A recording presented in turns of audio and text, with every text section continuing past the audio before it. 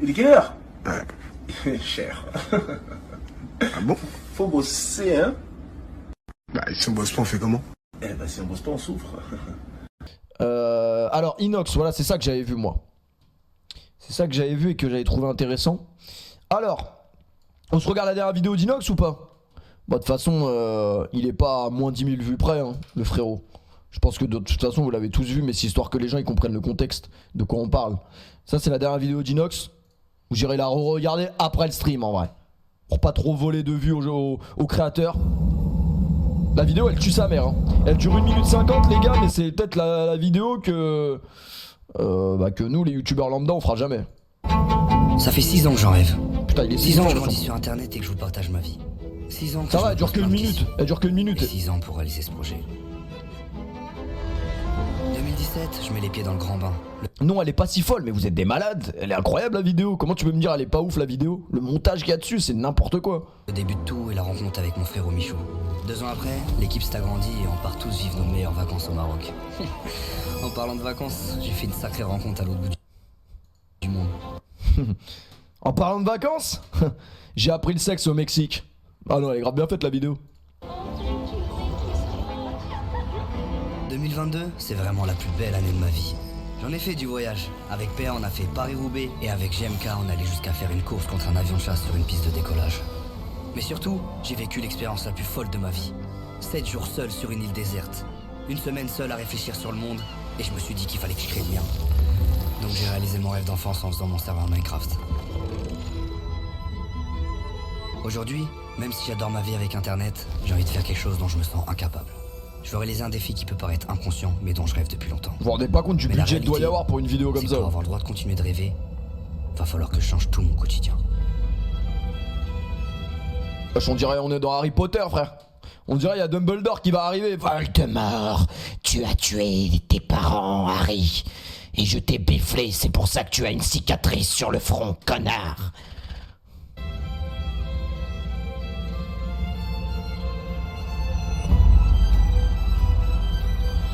Après non, c'est bizarre en vrai de bifler un bébé. Après c'est Voldemort les gars, il est sans foi ni loi. Hein. Donc ça a un sens en vrai. C'est vrai que dans la vie normale c'est bizarre de bifler un bébé. Le toit du monde. 8800 mètres à gravir. Un entraînement de toute une vie que je dois faire en un an. Ça soit en Mais échec. par contre Inox, ça l'enculé vraiment quand je vais te voir, je vais te dire mais c'est quoi ces rêves de merde? Je sais pas, rêve d'un Bugatti Chiron comme tout le monde là. Rêve d'un paquebot, rêve d'un yacht. Rêve d'un yacht. En fait c'est parce que moi je suis une tarlouse aussi. C'est vrai que moi franchement j'ai le vertige donc c'est vrai que je peux pas avoir ce rêve. Mais sois normal mec. Sois normal, viens on va sur un yacht. Et on change de rêve. Échec ou une réussite, quoi qu'il arrive, rendez-vous en 2024, au pied du mont Everest. En vrai, il y a quelqu'un qui a comme rêve de faire le mont Everest? Franchement, pas moi.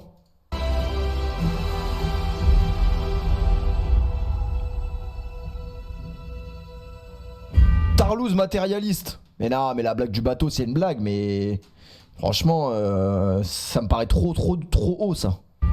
Ça me paraît un peu trop haut. Moi, j'ai le vertige, donc je vais pas te dire ça.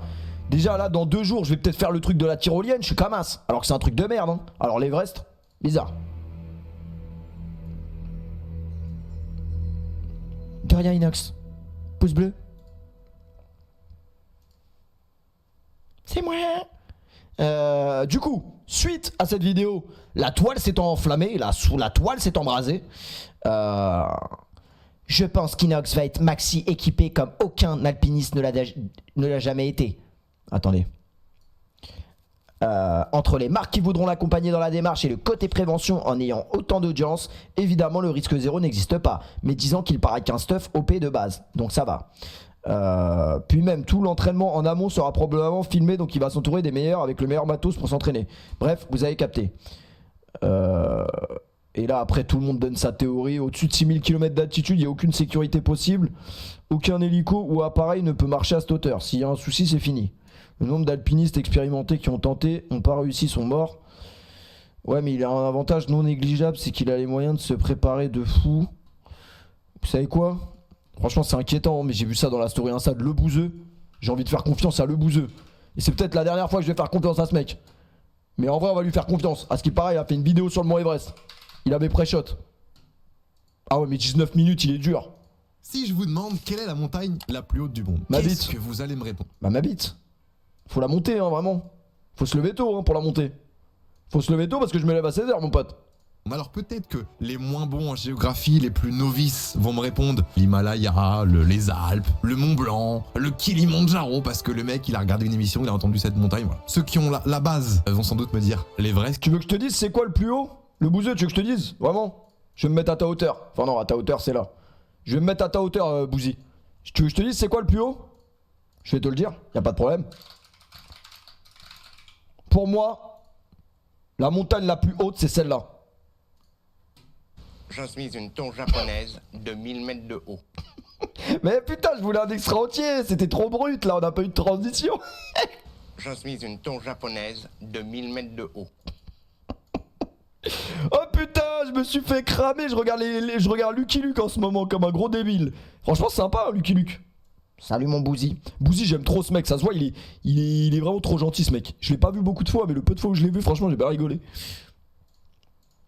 Et puis les plus aguerris, les plus Non vraiment c'est un vrai beauf, tu vois le vrai beauf. Après le bouseux, vraiment il porte bien son nom. cultivés vont sans doute me dire mais le bouseux, quand tu me parles de la montagne la plus haute du monde, qu'est-ce que tu prends comme référence? Est-ce que tu prends le niveau de la mer? Mais déjà la pourquoi le bouseux il nous parle de montagne? Il peut pas nous parler de BMW, de doigt dans le cul là, qu'est-ce qu'il nous cache? base de la montagne, ou est-ce que tu prends le centre de la Terre? Et oui, sachez que pour chaque référentiel que je vous ai cité là, Après ça fait déjà 1 minute 30, il a toujours pas pété, c'est peut-être pas le bouseux là.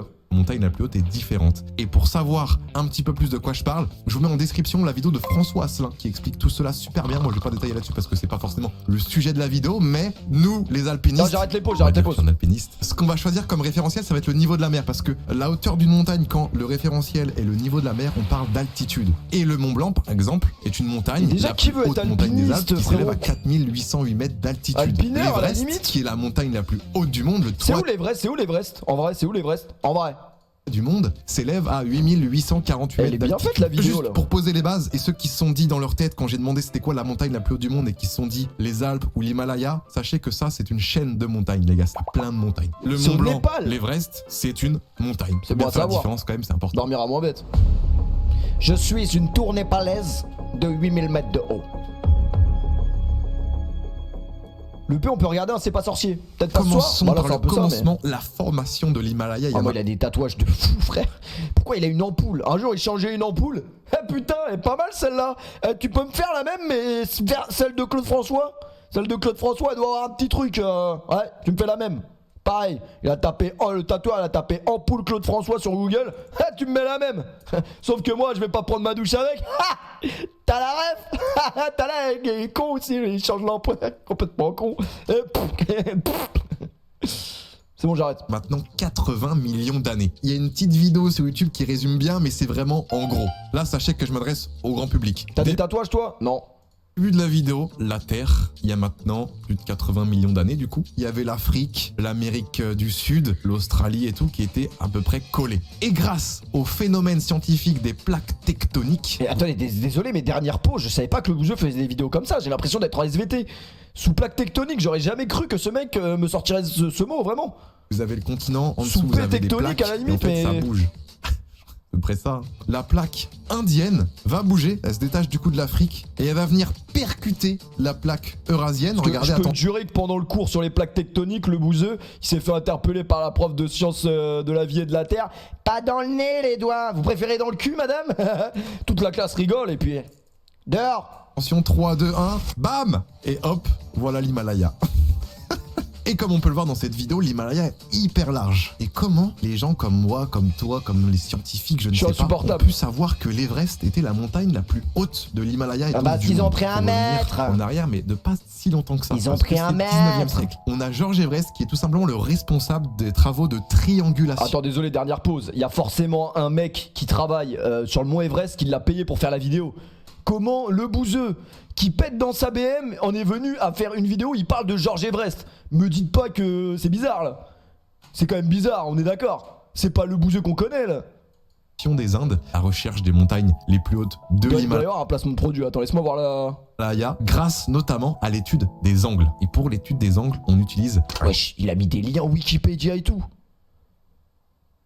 Voilà, il a mis des liens là, Netflix. C'est Netflix qui a payé la vidéo, je crois. Il est passionné d'alpinisme. Sérieux? mais les gars, je vais pas parler je suis obligé de mettre pause, je vais pas parler pendant qu'il parle.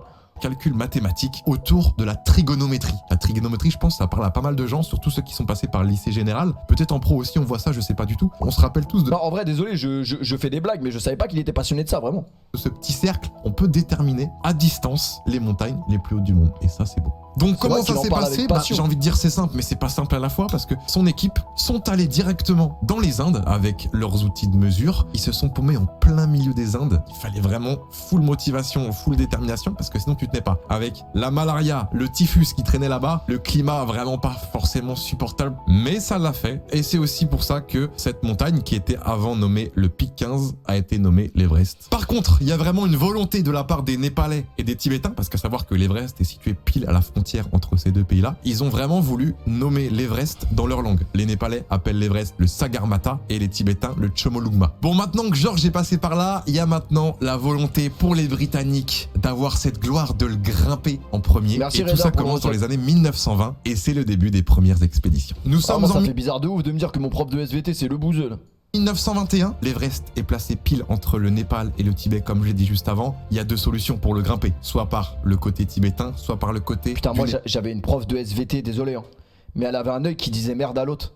Et ça veut dire que quand elle te regardait, tu savais pas si elle te regardait ou pas. C'était insupportable parce que elle avait... Ah là, je viens de niquer sa vidéo, je suis désolé. Non mais là, je suis obligé parce que c'est des souvenirs abominables. C'était une prof, elle était tellement sévère, elle faisait peur à tout le monde. Elle faisait peur de ouf. Et genre, en fait, elle te parlait, et un jour, moi, elle me parle, mais elle regardait pas vers moi, en fait, son œil était... Elle regardait autre chose. Et du coup, genre, elle dit, elle débite sur moi, et moi, je dis, moi? Et là, elle a pété un câble. Eh oui, moi, tu veux que je regarde qui, comme ça? Bah là, du coup, je sais pas. Ah ouais, elle a convoqué mes parents et tout. Ouais, une dinguerie. Alors qu'en vrai c'était même pas méchant, c'était vraiment un instinct d'enfant, genre vraiment je sais pas du coup. J'ai répondu comme un mec honnête. Népal. Le problème c'est que le Népal ferme totalement ses frontières aux étrangers et notamment aux occidentaux. Pas trop parce que ce pays a un petit peu peur de nous et de notre emprise un petit peu coloniale. Bah, et ils préfèrent totalement fermer les frontières. C'est pour ça que les Britanniques choisissent le côté tibétain, on va appeler ça le versant tibétain. Et puis c'est parti en fait. Dans cette expédition de 1921, on a une équipe de 6 personnes, en plus des gens qui vont aider sur place, avec notamment un alpiniste très expérimenté, Georges Mallory. Retenez bien ce nom parce qu'on va l'entendre pas mal juste après. Et l'objectif principal de cette expédition, ce n'est pas de gravir le sommet parce que eux-mêmes le savent, ça reste très hypothétique. La vidéo, elle est mais bien c'est faite, vraiment hein, de franchement. tracer l'itinéraire le plus simple vers le sommet. Donc c'est vraiment de la reconnaissance, mais de la reconnaissance très réussie. L'équipe va quand même réussir à grimper jusqu'aux 7000 mètres. C'est au niveau du col Nord et c'est franchement très compliqué, surtout pour une première fois avec les équipements de l'époque. Donc c'est pour ça que les Britanniques parlent de succès de l'opération. 1922, deuxième expédition, on a quand même pour objectif de grimper au sommet. Grosse nouveauté, c'est l'apport d'oxygène. Le seul souci, c'est que ça pèse lourd et ça peut se consommer très vite. Le risque principal qui peut arriver dans cette zone de la mort, c'est tout simplement de manquer d'oxygène et de faire un œdème cérébral. C'est tout simplement avoir du liquide qui s'infiltre dans le tissu cérébral. Et c'est arrivé déjà plusieurs fois que dans des expéditions... Franchement, ça donne pas envie de monter le mont Everest là, hein. On est qu'à la 5e minute. Des alpinistes retrouvent un mec tout nu.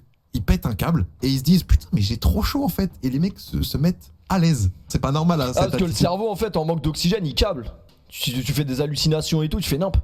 Et avec ce climat, c'est tout simplement du délire. Le gros point négatif de cette expédition de 1922 les gars, ça va être tout simplement déjà, la mort de 7 personnes à cause d'une avalanche. Et ça va être les premiers morts de l'Everest. Petit point positif quand même, mais qui est totalement logique, c'est le record d'altitude pendant la deuxième tentative. Le groupe est quand même monté à 8326 mètres, alors c'est encore loin du sommet parce qu'il manque 500 mètres. Ça reste un record. Troisième expédition. On n'est pas en 1923, mais on est en 1924. Durant 1923, il y a eu un problème de finances et aussi un problème de temps. Et on attaque directement, plus fort que jamais, et notamment Georges Mallory, plus déterminé que jamais à aller toucher ce sommet de cette montagne. Donc là, on est reparti, le bateau, direction l'Inde pour ensuite rejoindre le Tibet. On a quand même l'expérience des 2 premières expéditions, on a l'oxygène, on a encore plus de porteurs et de Sherpas. Ça va être ceux qui vont aider en portant les bouteilles d'oxygène, en traçant le chemin. C'est le but principal. c'est parti, ils prennent la route, direction le sommet. Petite pause à 8100 mètres pour placer un petit camp. Et c'est là où les porteurs TIC d'ailleurs vont faire demi-tour. Il faut savoir que les porteurs sont pas obligés d'aller au sommet. Et le souci les amis, c'est que c'est les dernières personnes à avoir vu Mallory et Irvine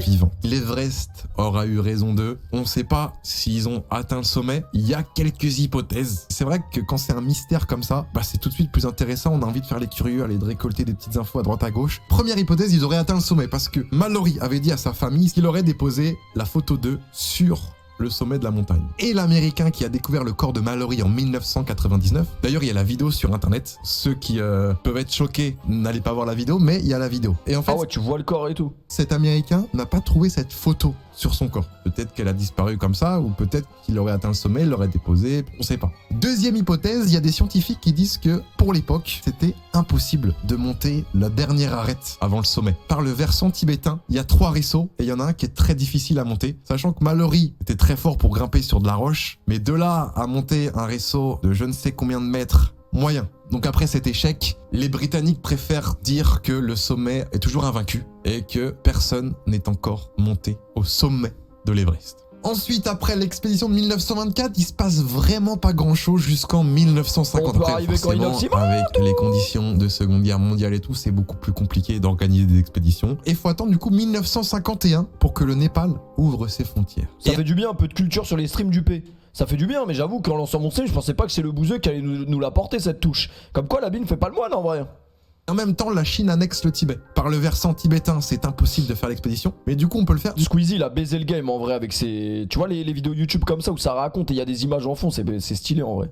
Du versant népalais. Et le versant népalais est beaucoup moins périlleux. Ça reste un peu plus simple. Une expédition est organisée par les Britanniques dès 1951, malheureusement sans succès. 1952, c'est réservé pour les Suisses, malheureusement sans succès. Et faut attendre 1953 avant de voir les premières personnes. Bah, je trouve au sommet de Squeezie, l'Everest. les Et photos ces deux qu'il choisit, personnes-là, les c'est tout monteurs et tout, simplement il- Edmund Hillary avec il son faut du Sherpa bon taf. Tenzin Norgay. Edmund Hillary qui est néo-zélandais, mais qui à l'époque appartenait aussi un petit peu à la Grande-Bretagne, donc c'est un exploit britannique. Et son Sherpa, du coup, Norgay, qui est lui népalais. Donc là, les Britanniques sont super heureux. Wow, on l'a fait! Wouhou! Non mais vous imaginez les gars, le sommet de l'Everest a été fait il y a moins de 100 ans. C'est vraiment de l'histoire récente pour moi. Et cette expédition de 1953 s'est faite aussi avec un système d'oxygène, forcément. Faut savoir les gars que dans l'alpinisme, il y a un culte, c'est le culte du premier A. On veut toujours être le premier A. Par Mais exemple, du coup, le bouseux, il a déjà fait de l'alpinisme s'il est fan de ça. Il a déjà fait des vidéos, il monte des trucs et tout.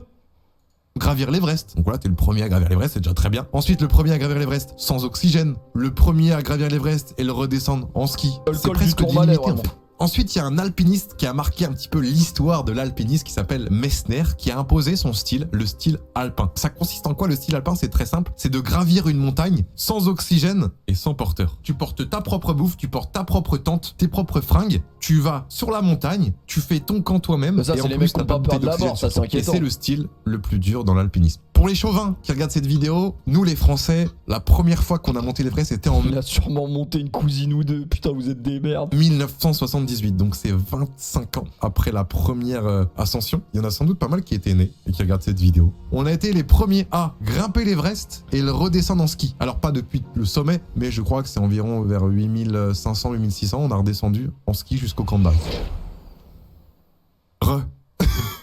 J'enregistre cette deuxième partie de vidéo une semaine après parce que j'avais besoin de Ah, vraiment, il est parti monter autre chose, vraiment. m'informer un peu plus en détail sur ce que j'allais raconter Un pour peu pas dire de la plus en merde. détail dans Reprenons, nous l'alpinisme, sommes dans en l'alpinisme, plus que 1991 l'alpinisme, et c'est mais- le début des expéditions commerciales. Pourquoi pas? Les expéditions commerciales, c'est quoi? On va dire qu'il y a deux personnes qui ont été précurseurs, c'est Gary et Rob. Gary et Rob, ils se sont dit, attends, mais je pense qu'il peut y avoir une demande de la part des Occidentaux ou des gens riches qui ont soif de conquête de grimper l'Everest. Et ils se sont dit, et si on crée une société de tourisme haute altitude? Est-ce que ça pourrait le faire? Eh bien oui. Je vous spoil, eh bien oui, ça a plutôt très bien marché. Donc, en 1991, Gary et Rob créent Adventure Consultant, une société de tourisme en haute altitude qui a pour but d'emmener des gens riches au sommet de l'Everest. Alors pourquoi je dis des gens riches? Bah c'est très simple. C'est-à-dire que pour monter tout en haut sur le toit du monde, ça a un coût, forcément. Premier coût, ce qui va coûter, je pense, le plus Ah, je sais cher. pas, ça coûte genre 50 000 €, ils disaient sur Twitter pour monter le mont Everest. Une dinguerie. Le porteur, celui qui va t'aider à monter en haut de l'Everest, celui qui va t'accompagner, qui va faire tes camps, qui va monter ta tente en amont. C'est-à-dire que toi, le temps que t'es en train de faire le trajet, lui il est déjà en haut en train de monter ta tente, en train de préparer la bouffe, en train de tout faire. Le porteur Sherpa, le vrai héros de l'Everest, c'est un financement, forcément. Deuxième coup, le permis. Parce que oui, pour monter en haut de l'Everest, il faut un permis d'ascension. Et ça peut coûter relativement cher. Mais ouais, je comprends pas comment faut payer ça, genre. C'est à ton père la montagne, j'ai envie de monter, je monte. Après tu te bats avec un Népalais, deux Népalais, trois... On n'est pas tout seul, on n'est pas tout seul, on est au Népal. Ok, combien 50. Ok. Troisième coup, ça va être les bouteilles Bah d'oxygène. ouais, parce qu'en vrai, s'ils se liguent tous contre toi, bon... Tu pourras peut-être niquer un ou deux Népalais, mais au bout du 50ème, je pense que c'est toi qui vas te faire niquer, t'as juste à payer en vrai. Quatrième coup, ça va être le matos. Mais le film L'Ascension d'Ahmed Silla. Vraiment, je pense, Inox, 2 jours avant de faire l'ascension, faut qu'il regarde le film de Ahmed Silla, il va plus avoir envie d'y aller. L'équipement avec les choses. On n'est pas le tout seul. Mais la vanne est exceptionnelle, hein. Non? Sur la veste, bah, tout ce qu'il faut pour faire de l'alpinisme, hein, les gars. Et Ça puis, évite qu'il y ait trop de fous qui montent. Bah franchement, je préfère qu'un mec qui se suicide en montant le mont Everest plutôt que sous le RERB qui casse les couilles à tout le monde qui va bosser. Ou à la défense, quoi. le voyage aussi, les gars. Tu dois payer ton avion pour aller au Népal. Faut payer aussi les hôtels. Il y a plein de trucs aussi comme ça à payer qui peuvent te coûter un bras. En tout, j'ai peut-être oublié quelques petits trucs à droite à gauche, mais environ entre 40 et 70 000 Putain, dollars. c'est ouf. Ça peut être cher pour certains, ça peut ne pas être cher pour d'autres. À vous de voir si ça peut valoir le coup. Toi, Tanguy, chez toi, t'as jamais fait d'alpinisme, tu t'as jamais vu de neige de ta vie, tu vas pas t'aventurer là-dedans. C'est quand même des gens qui ont un peu de base. Du coup, Il s'appelle Tanguy, Inox. Ouais, il s'appelle Tanguy, le bon vieux Tanguy. Ouais, c'est Tanguy. Mon gars, Tanguy. Là, c'est bizarre. Là, c'est bizarre. Là, c'est bizarre cette phrase. Cette phrase, elle prédit rien de bon. Là. ça peut ne pas être cher pour d'autres. À vous de voir si ça peut valoir le coup. Toi, Tanguy, chez toi, t'as jamais fait d'alpinisme, tu t'as jamais vu de neige de ta vie, tu vas pas t'aventurer là-dedans. C'est quand même des gens qui ont un peu de base. Du coup, au cours des années 90, Adventure Consultants font leur petit bonhomme de chemin. Tanguy. Ils emmènent des gens riches au sommet, ou pas, parce que des fois, bah, ça échoue. Suivant la météo, tout ça, ça peut pas toujours arriver. 1996, c'est une des années, voire peut-être l'année la plus meurtrière sur l'Everest. Pourquoi? Eh ben, je vous laisse aller voir le film Everest, qui raconte la petite histoire qui s'est passée en 1900. Je viens de comprendre les 12 minutes de vie. Oh putain, je viens de comprendre. Il est bon, il est bon, il est bon, il est bon, il est bon. Il est bon, il est bon, il est bon, il est bon, il est bon. 96, et pourquoi il y a Me disais bien. autant de morts sur l'Everest, hein. J'ai pas envie de voir. Parce que moi, en vrai de vrai, j'ai pas envie de vous raconter l'histoire. Parce que moi, tout ce qui est alpinisme, bâton dans la neige, j'en ai rien à foutre. Moi, les bâtons, c'est les bâtons de berger que j'aime. Les bâtons de berger, un peu de chips, un doigt dans le cul et l'histoire, je te la raconte. Un petit tour avec en BM. Raconter en détail ce qui s'est passé, le synopsis, tout ça. Allez voir le film, il est super, il raconte super bien l'histoire. Ouais, je plaisante, du coup, les je gens, plaisante, les ils sont gars, pas bien aveugles. Ils voient que avec Adventure Consultant, Gary et Rob s'en mettent quand même plein les poches. Petit à petit, au cours des années 90-2000, il y a beaucoup de sociétés de tourisme en hôtel Par contre, je pense vraiment, Zero Van, que le bouseux s'encule des bâtons de berger en se réveillant. qui commence à se créer. Et afin d'augmenter la demande, il y a certaines agences, certaines sociétés qui vont avoir tendance à casser les prix. 40-70 000 dollars pour monter au sommet de l'Everest. J'ai une théorie. Comme ils sont potes avec Inox, il lui en a parlé il y a longtemps, il a fait cette vidéo pour le mettre en garde et le décourager. Voilà, théorie de merde. C'est pas accessible pour tout le monde. Du coup, il y en a qui se disent, vas-y, si je propose 20, 25 000, peut-être il y aura plus de demandes. Ok, je vais prendre moins de marge, mais il y aura tellement de gens que du coup, je vais pouvoir m'en mettre autant plein les poches. Oh, les théories de merde. Et bah, tu sais, c'est quoi la théorie pourquoi Vegeta il a autant le seum de Sangoku?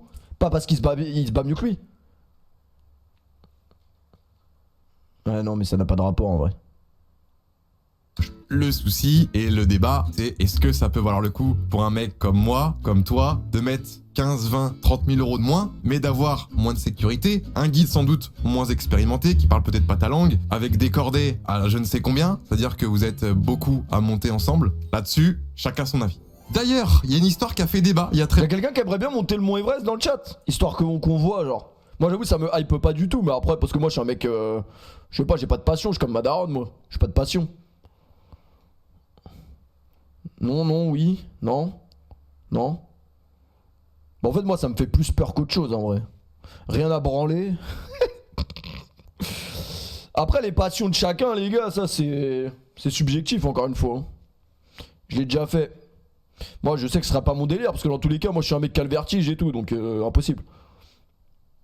très peu de temps, c'était en 2020. Il y a un guide qui s'est vu poursuivi en justice par son client parce qu'il ne l'a pas emmené au sommet. Je vais peut-être dire n'importe quoi, mais arrivé à 8300 mètres, le guide a préféré faire demi-tour parce que la méthode n'était pas favorable à la montée au sommet. Et du coup, le client il s'est dit, vas-y, moi j'ai payé 30, 40, 50 000 euros et je peux même pas monter au sommet. Le guide il me dit 300 mètres avant, on fait demi-tour. C'est quoi ce bordel? Vas-y, je porte plainte. Et du coup, il y avait débat pour savoir qui est-ce qui allait gagner. Est-ce que ça allait être le guide ou est-ce que ça allait être le client? Et au final, et heureusement, je pense, c'est le guide qui avait raison. Pro. Tu es notre guide. Tout simplement parce que là, on parlait pas de juste se casser une jambe. Là, on parlait vraiment d'une vie. Si le guide Ah, mais il a quand même payé 70 000 balles, hein.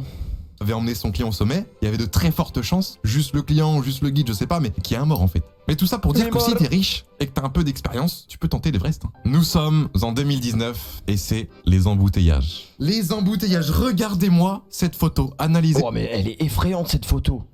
Mais jamais de la vie je fais un truc comme ça, mais faut être complètement fou. Oh non, là rien que de regarder ça, je te jure que tu me verras pas au Népal mon pote, hein. Danser avec des Népalais et tout, tu l'oublies l'histoire. On n'est pas tout seul, je vais le danser chez moi, ça irait très bien. Jamais je vais faire ça.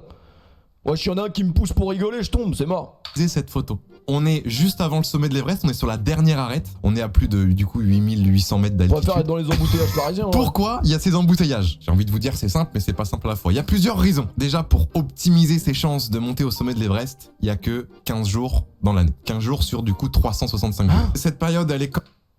Ah, ça veut dire qu'il y a que 15 jours où il y a moyen de le faire, mais ça veut dire tous les cons ils vont le faire à ce moment-là. Ah ouais, bizarre.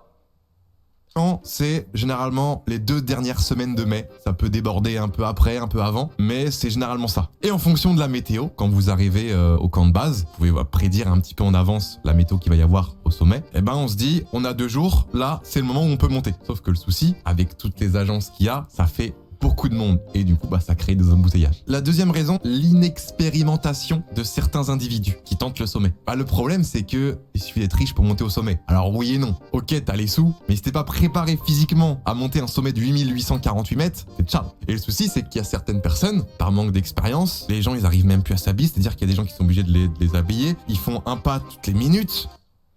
Ah là c'est inquiétant sa vidéo là, quand tu la prends comme ça. Mais du coup Inox il va... À votre avis ça va être quoi les entraînements? Il va monter des petites montagnes, il va faire quoi? Il va faire des pompes? En vrai je pense que s'il fait bitri tous les 2 jours avec ma séance, ça passe en vrai, bitri.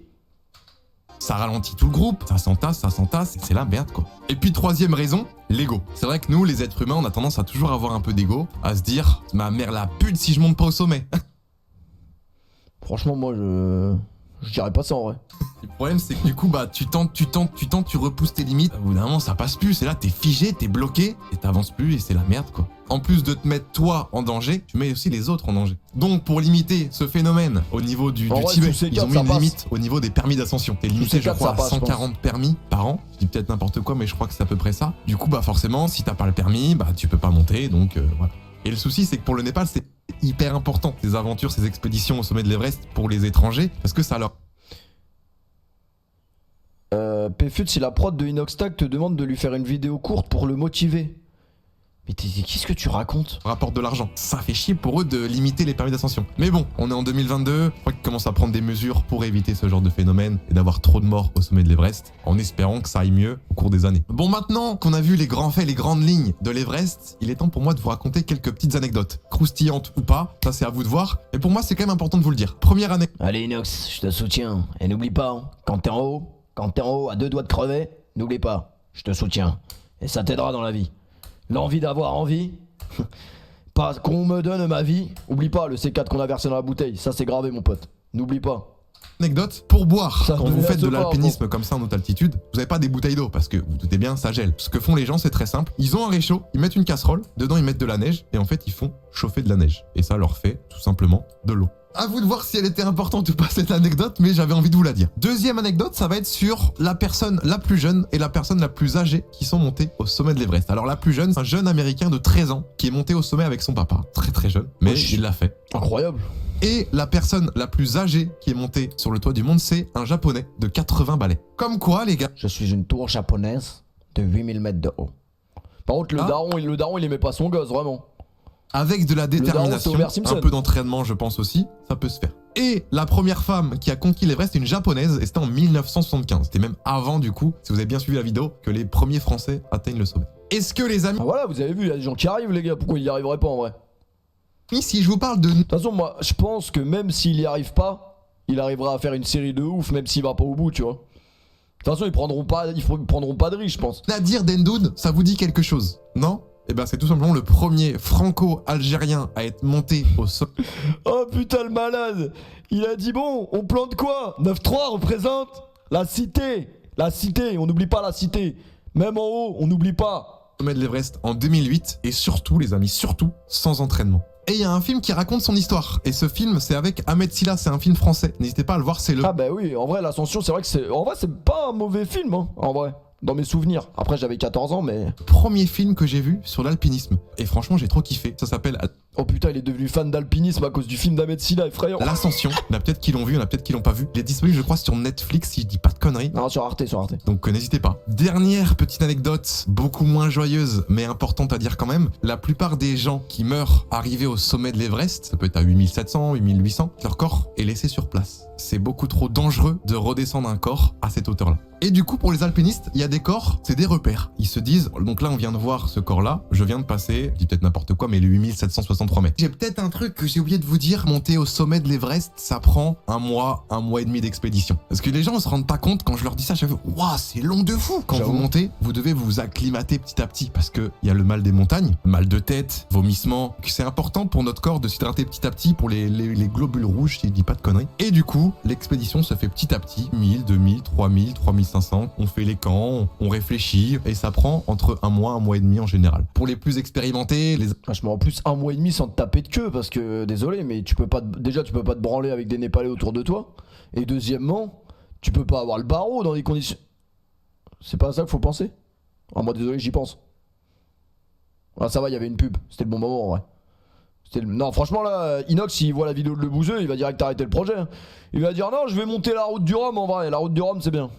Paris-Dakar, on peut pas faire Paris-Dakar, là? Paris-Dakar, on va dans le désert un peu, on s'envoie, là. On fait une vidéo de gros débile, ça va marcher, ça. Paris-Dakar. C'est pas mal, Paris-Dakar. Ah ouais. Non, franchement, j'avoue, moi, ça m'effraie, la montagne. La montagne, moi, mon père, il m'a toujours dit, hein, moque-toi de la montagne, et la montagne se moquera de toi. Faut pas se moquer.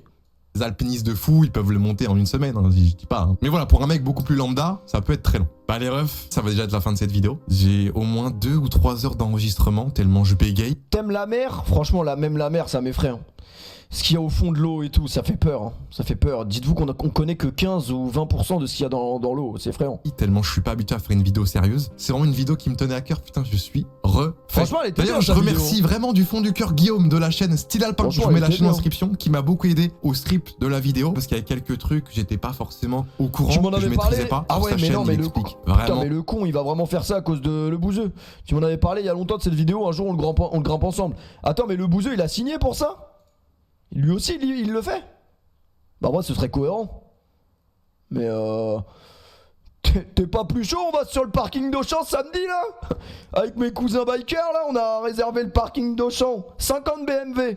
50 BMW, d'origine, ancienne ou nouvelle, récente. On sera 50. Et puis, je peux te dire, on va faire cuire de la merguez, hein. Ça va y aller. Ah ouais, ça va y aller. Tu vois Fast and Furious? Je te la raconte, l'histoire, moi. Ça va être beaucoup mieux. Du coup, il va le faire ou pas? Non, il l'a dit ou pas officiellement? Ça se trouve, c'est la surprise, genre. En mode, quand il arrive à 5000 mètres, il y a qui débarque? C'est moi! C'est Le Bouzeux! Tu veux un bâton de berger? Envoie-toi. Envoie-toi, je t'ai dit, envoie-toi. Ah putain, trop marrant. En tout cas, la vidéo était intéressante. Franchement, je m'y attendais pas.